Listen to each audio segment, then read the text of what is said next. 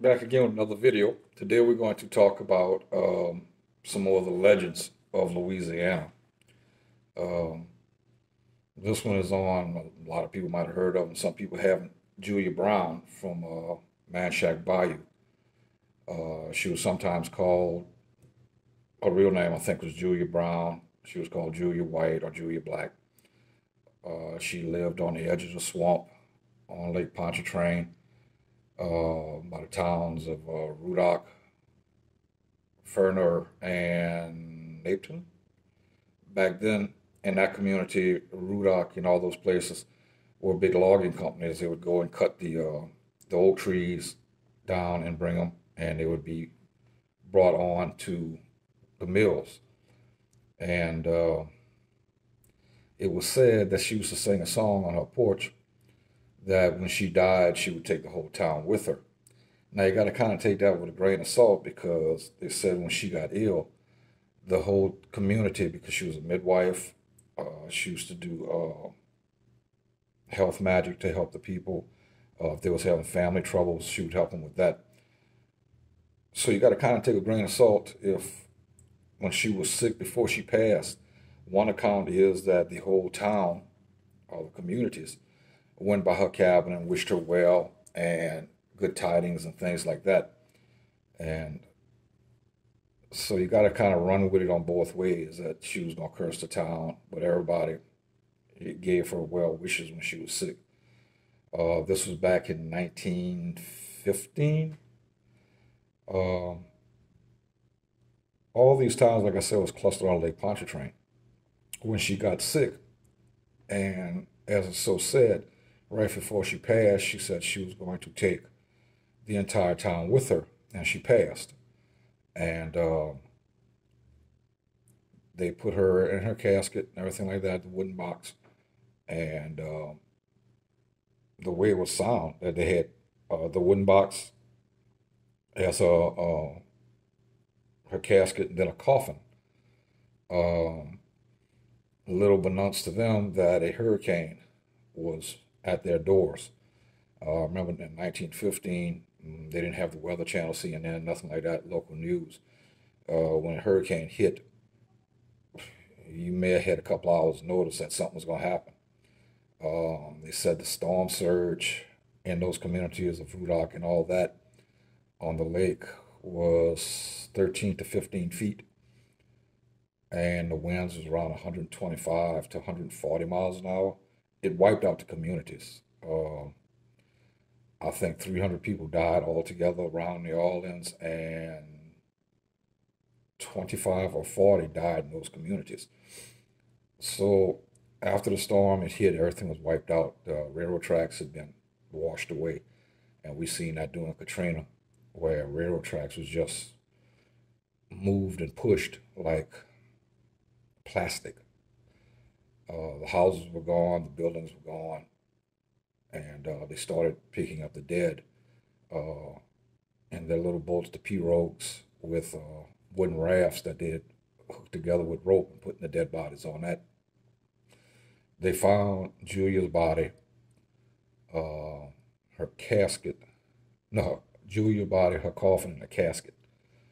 Uh, some way, shape, or form, her box got out of the casket. Now, I don't know what the difference between her burial box, which was a wooden box, and then the casket, which here in Louisiana, I would imagine in the old days, they had to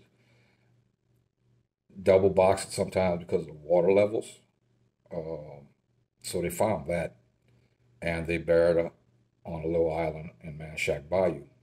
Uh, a lot of people have went out there and said they have heard things. They've seen lights moving around the little cemetery, uh, different noises and everything. I've been out there before, and it's got a creepy vibe to it, especially at night. Well, let me step back, especially during the day and night. Um, but this is where you have to kind of draw fact from fiction history. If she was sick and the whole town wished her well before she passed, why would she curse this town? And before she got sick, why would she sit on her porch at her cabin singing the song that when I die, I'll take everything with me.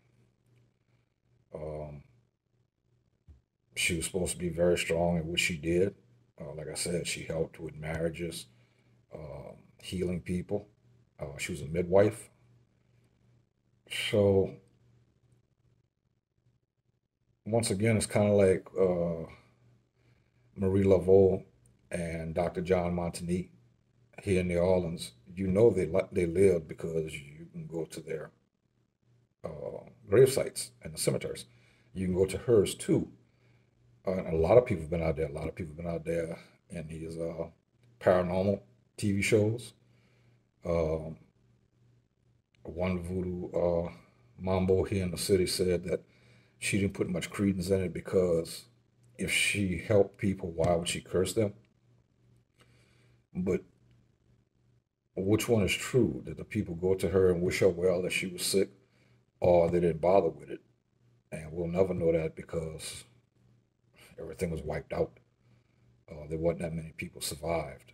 One survivor said he hung on to the top of a big oak tree when the waters came up and the winds, and he was finally found.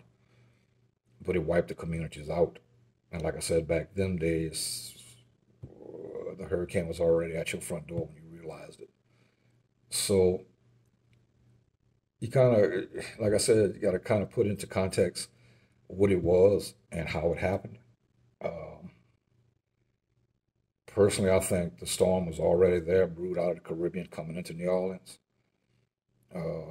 Maybe she was just singing a tune that she never in her heart meant, or she was actually cursing the town with her words, which can be done. That's very prevalent in the European area, Romania, uh, Yugoslavia, parts of Russia, where the gypsies can curse you with just a word. I think Stephen King did a movie once called Thinner, where old gypsy priest cursed a man with words for running over her husband and kept going. And he was a big, overweight man, was a lawyer and stuff. And doing the movie, he lost weight to almost being a skeleton. Uh, I've heard of a story where a young lady came to me and said that she thought a older lady that she knew when she was a teenager growing up. She used to go visit the lady, and they used to talk, and the lady used to give advice on life, men, what to look out for. And she said she always had a soft spot in her heart for this lady. And she said when the lady died, she was told, it's not, that's something she's seen, that the lady took a pen and wrote the girl's name on her hand, sealed her hand, and she passed away.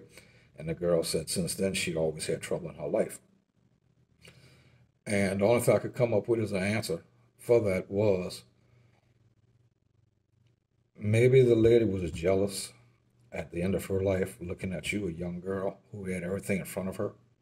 The world was a different place than she had. Uh, Maybe she never found true love and you had. Maybe that's why she cursed. I don't know why people curse people like that, but there's a reason for it. And that was about the only time I've heard around here where a curse had been done like that. Like I said, I know about words you can actually curse a person if your intentions is right. And we're going to get onto that in a second about intentions. So with Julia Brown, it goes back. Did she intentionally curse the town? Personally, I don't think that she conjured the hurricane. Um, it was already there, but maybe she knew something ahead of time and wiped all those communities out. I mean, wiped them out to their Rudock. There's an exit for the Rudock exit on Highway 90 going into New Orleans. And you get off it, ain't nothing there except a boat launch to the lake because Rudock's no longer there. It was wiped out in 1915 with everything else. I think they just put the exit sign there so people know Rudock exit. I can get off there and launch my boat to the lake, which was where the big mills was out there cutting the trees down and strapping them together and going to the landing, putting them on horse-drawn wagons, going to the mills. But all that ceased to exist after 1915. So, yeah, being subconsciously, you go out there and you've heard the story, and yeah, you will hear things and see things during the day. It's a little creepy. It's worse at night. Like I said, I've been out there at night, and everything went bone, chill, quiet, and that's not right. That's something that the animals are being quiet about. It could be anything. Um, so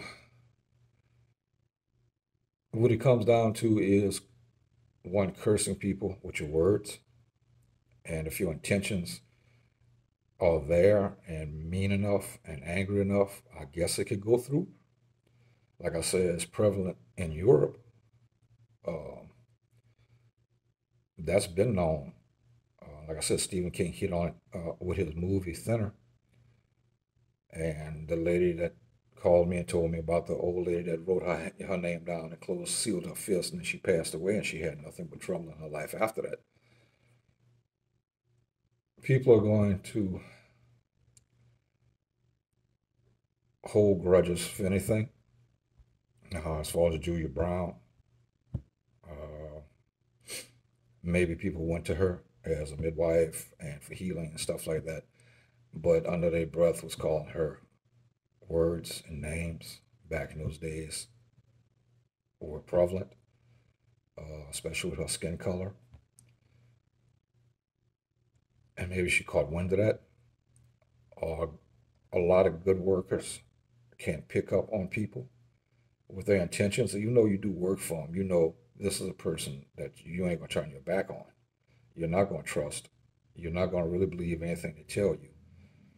And they'll defend that to the end. Oh, I didn't mean that. That's how it wasn't. If you said it, that's what you meant. And these days, it's the same thing with technology. If you email it or you text it, that's what you meant. Don't try to backpedal after that when somebody calls you out for it. That's what you meant. And that's how the person took it. So you got to watch your words. As I was told as a child, a word is like a bullet. Once you squeeze the trigger and the bullet comes out the barrel, you can't call it back. People may forgive you for what you said, but deep down inside, they don't. They really don't. Sorry, that's human nature. So I want to touch bases on that about Julia Brown. Um, she's not as well known as, say, Marie Laveau and things like that, but they do work her as a tourist attraction out in Manchac, bayous and stuff. Like I said, I've been out there. It's a very small clump of land that's added on that comes from the bayou in the swamp area at the edge of the bayou. And there's an old steel fence that goes around it that's dilapidated and knocked down. Uh, and that's where she's supposed to be buried at.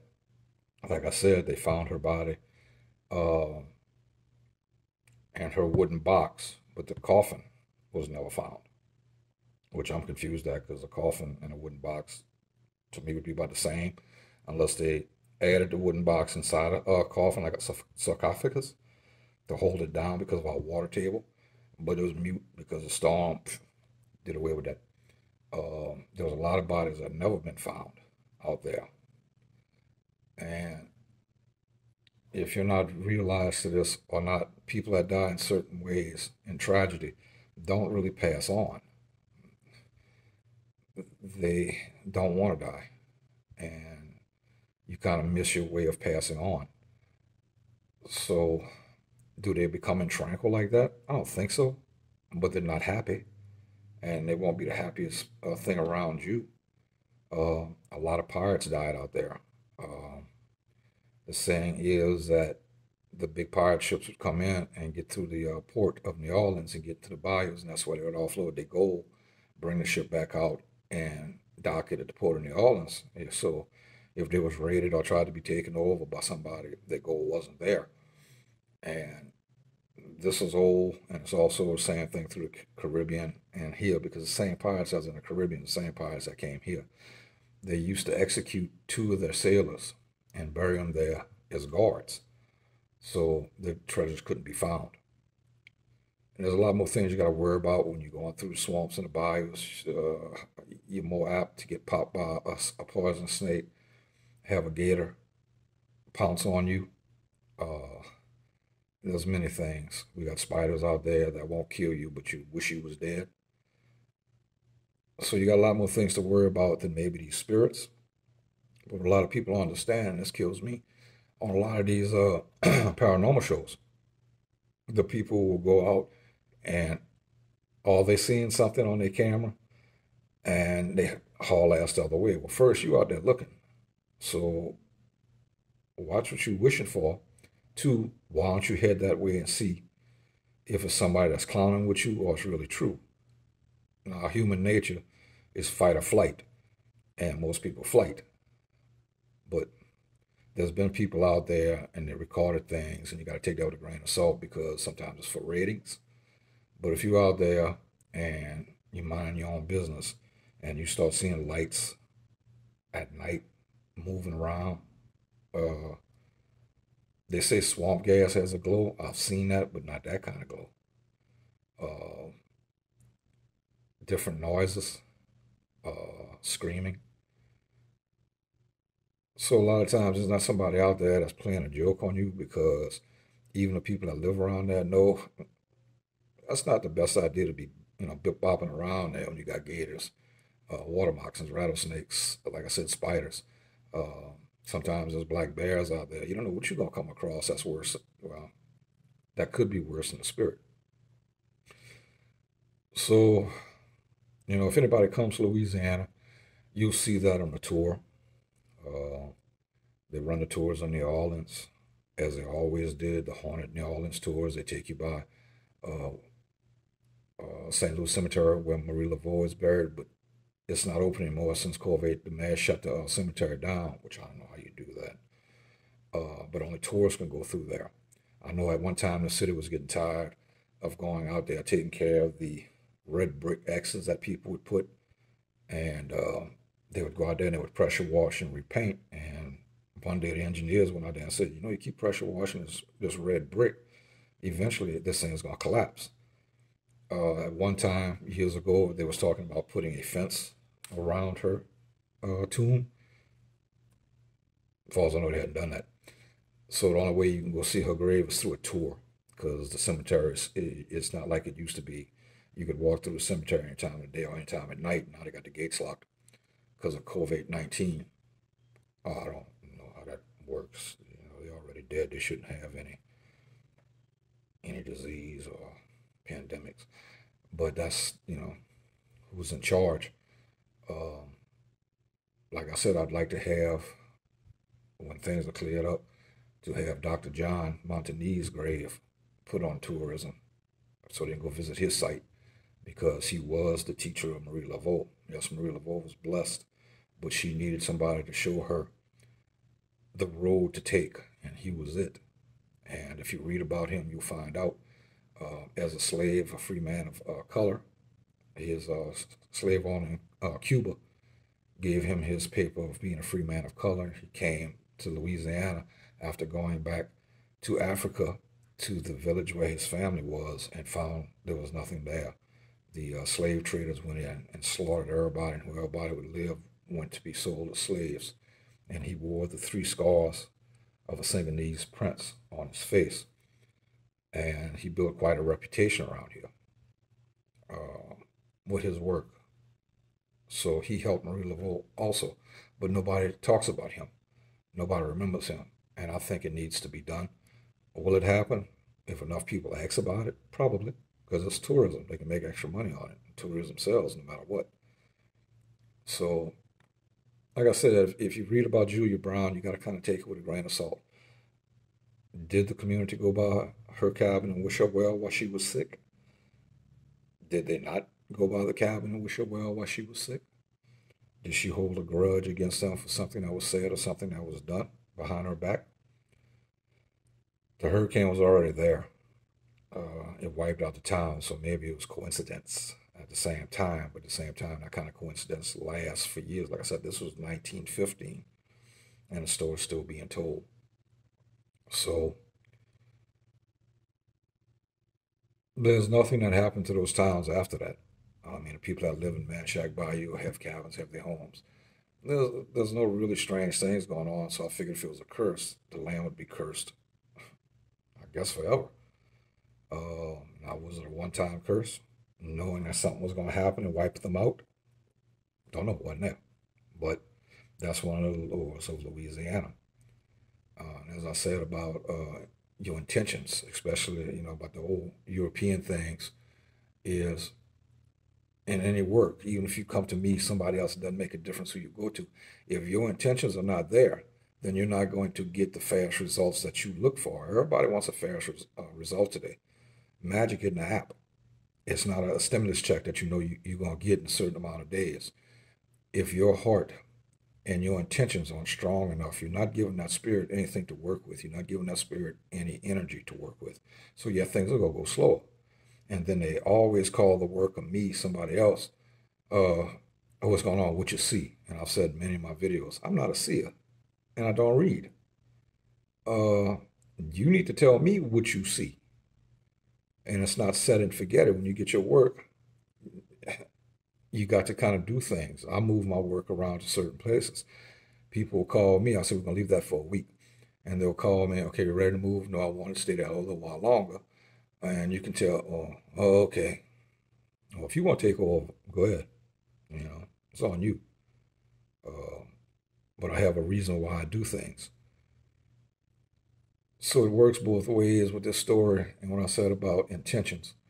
If your intentions are strong enough, it's going to manifest. Quantum physics prove that. Uh, they say in quantum physics, you keep throwing enough things into the universe, eventually it's going to get hit. So, because I only knew two people that studied quantum physics, and after about 10 minutes sitting down talking to them, it's like, okay, I'm out of this game. So that's the story of Julia Brown. Um, as I said, all the things I talk about is in the New Orleans voodoo tradition. I don't practice Haitian voodoo. I don't practice Ifa Santeria, Candomblé, Palo Mayombe, 21 Division. All things are different. So if I say something that doesn't jive up with another religion, it's not meant for that religion. It's made for New Orleans voodoo. And years and years and years ago, especially John Montagnegro, even Julia Brown, and Marie Laveau, voodoo, the word didn't exist. Everything was hoodoo. You was a hoodoo doctor, a two-headed doctor. You worked with both hands, and then some way, shape, or form, voodoo got hooked into it. Now it's New Orleans voodoo. But back then, the word voodoo was not prevalent. It was hoodoo. Um, but that's what I speak of. So when I say something, you look at it, well, that don't make any sense. It's not. It's not meant for Haitian voodoo. Not meant for Santeria, Ifa. Everything is different. Everything. I'll be doing a video later on, maybe tonight, about Baron Samedi and the New Orleans voodoo tradition. So some things I say in there might not jive with some people because it's for New Orleans voodoo tradition. That's how we look at it. That's how it's been done. I don't make the rules. So I want to let y'all know and to stew over the thing about Julia Brown and did they give her well wishes? Did they not? Did she actually curse the town and it came through? Like I said, I don't really think she conjured a hurricane, but maybe she knew something was in the works coming that way. So voodoo gonna get a bad rap anyway. Even back then, if it was hoodoo, she was a two-headed doctor. They're gonna blame it on her anyway, one way or the other. That's how it was back then. You know, even if you worked with the public, you make one mistake, pretty much got strung up.